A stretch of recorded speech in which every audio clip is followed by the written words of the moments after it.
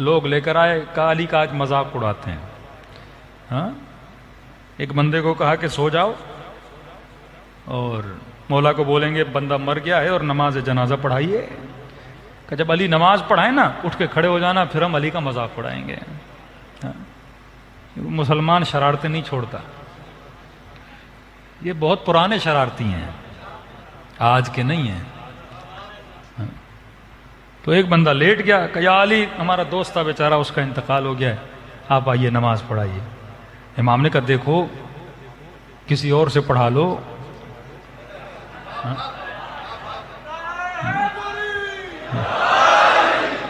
علی سے نہ پڑھاؤ.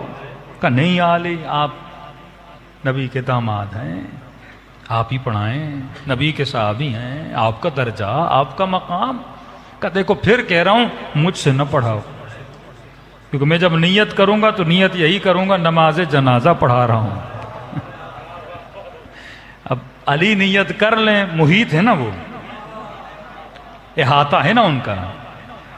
جس طرح تم سوچتے ہو نا بدن ویسا کرتا ہے، اسی طرح اہل بیت زبان سے جملہ نکالتے ہیں وہ چیز ہو جاتی ہے.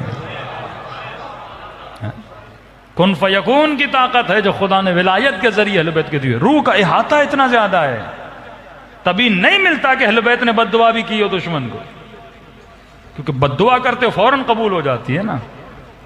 جناب سکینہ بہت روتی تھیں، بی بی زینب روکتی تھیں، سکینہ بد دعا نہ کرنا. لگ جاتی ہے اہل بیت کی بد دعا. فرمایا غریبوں کی بد دعا لگ جاتی ہے، کیونکہ جب دل ٹوٹ جاتا ہے تو اللہ دل میں آتا ہے. اسی لیے غریب کو ستایا نہ کرو. کبھی بد دعا لگ جاتی ہے انسان کو، وہ محل قبولیت کا مقام وہ بن جاتا ہے. بہرحال انہوں نے اصرار کیا، مولا علی آ گئے. امام نے نیت کی، نماز جنازہ کی اور نماز پڑھانا شروع کر دی. تکبیریں ہوتی رہیں، نماز چالو ہوتی رہی. اس انتظار میں تھے ابھی اٹھے گا، ابھی اٹھے گا، ابھی اٹھے گا. نماز ختم ہو گئی، اٹھائی نہیں.